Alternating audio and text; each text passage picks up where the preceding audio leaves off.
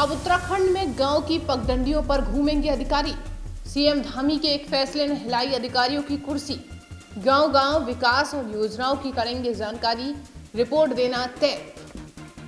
उत्तराखंड के मुख्यमंत्री पुष्कर सिंह धामी ने प्रदेश की प्रशासनिक व्यवस्था को जमीनी स्तर पर मजबूत करने की दिशा में एक ऐतिहासिक कदम उठाया है। राज्य में सरकारी योजनाओं और विकास कार्यों की वास्तविक स्थिति का जायजा लेने के लिए मुख्यमंत्री ने 59 अपर सचिवों को ब्लॉकवार जिम्मेदारी सौंपने का आदेश जारी किया। इन अधिकारियों को सचिवालय की सीमाओं से बाहर निकलकर गांव की पगडंडियों तक पहुंचना होगा। सीएम धामी कहते हैं कि हमारी सरकार क्षेत्रवाद, जातिवाद की संकीर्ण राजनीति से ऊपर उठकर है। राज्य के प्रत्येक समाज, क्षेत्र सर्वांगीण विकास का संकल्प लेकर काम कर रही है और उसको धरातल पर हर हाल में उतारा जाएगा। हमने अभी हाल ही में प्रदेश में नया कानून लाकर मदरसा बोर्ड को समाप्त करने का भी निर्णय लिया है। अब हमारे इस निर्णय से मजहबी शिक्षा देने वाले जो कट्टरपंथी थे भाइयों बहनों, अब वो तिलमिला रहे हैं। तमाम प्रकार के ऐसे आरोप लगाने का काम कर रहे हैं, कीचड़ उछालने का काम कर रहे हैं। हमारी सरकार ने भाइयों बहनों, मुख्यमंत्री के इस फैसले का उद्देश्य ये सुनिश्चित करना है कि सरकारी योजनाओं और नीतियों का लाभ सही मायनों में आम जनता तक पहुंचता है या नहीं। इस पहल के तहत सचिवों को गांव-गांव जाकर ये देखना होगा कि जिन फाइलों पर उन्होंने हस्ताक्षर किए थे वे योजनाएं वास्तव में जमीनी स्तर पर लागू हो भी रही हैं या फिर नहीं। सीएम धामी ने सचिवों को दिए जरूरी निर्देश। मुख्यमंत्री ने सचिवों से न केवल दौरा करने की उम्मीद की है बल्कि इस दौरे के दौरान हर छोटी बड़ी समस्या का समाधान करने और एक विस्तृत रिपोर्ट प्रस्तुत करने का भी निर्देश दिया है। सचिवों को अपने अपने ब्लॉक में सरकारी स्कूल, स्वास्थ्य केंद्र, पंचायत भवन और अन्य विकास कार्यों की प्रगति की समीक्षा भी करनी होगी।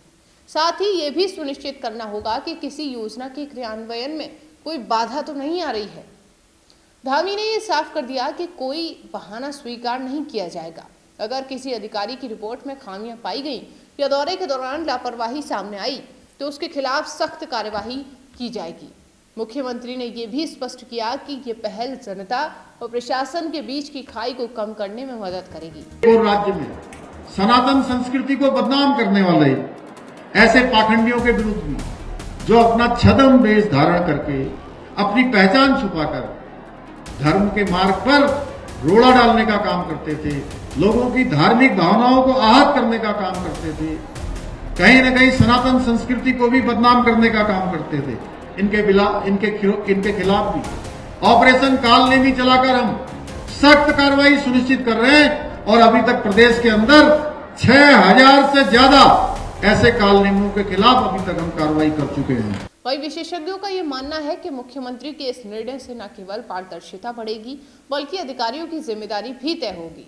हालांकि कई लोगों ने इस पहल के क्रियान्वयन को लेकर आशंका भी जताई। अधिकारियों को समझनी चाहिए जमीनी हकीकत। धामी का कहना है कि ये पहल शासन को जनता के करीब लाने और सरकार की योजनाओं को अधिक प्रभावी बनाने के लिए है। उनका ये मानना है कि अधिकारियों की फाइलों में सिमटने के बजाय जमीनी हकीकत को समझना चाहिए। मुख्यमंत्री कार्यालय से जारी बयान के अनुसार सचिवों से महीने के अंत तक रिपोर्ट मांगी गई जिसमें उन्होंने अपने ब्लॉक में समस्याओं और उनके समाधान की पूरी जानकारी देनी होगी।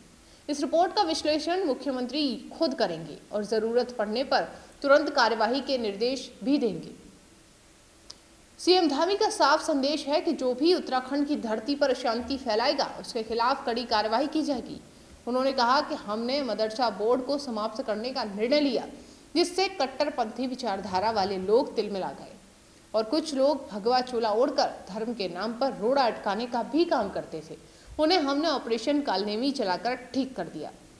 लेकिन इस पवित्र धरती से मैं उन सभी को स्पष्ट कर देना चाहता हूं कि हमारी सरकार क्षेत्रवाद, जातिवाद की संकीर्ण राजनीति से ऊपर उठकर राज्य के प्रत्येक क्षेत्र, प्रत्येक समाज और प्रत्येक वर्ग के सर्वांगीण विकास का संकल्प लेकर काम कर रही है और उसको धरातल पर उतारने का हर संभव प्रयास किया जा रहा है। समेकित रूप से प्रयास किया जा रहा है। राज्य का सुदूरवर्ती क्षेत्र हो, एक कोना हो, दूसरा कोना हो, हर क्षेत्र आगे बढ़े, उसका हर संभव प्रयास हर संभव संकल्प लेकर आगे काम बढ़ाया जा रहा है।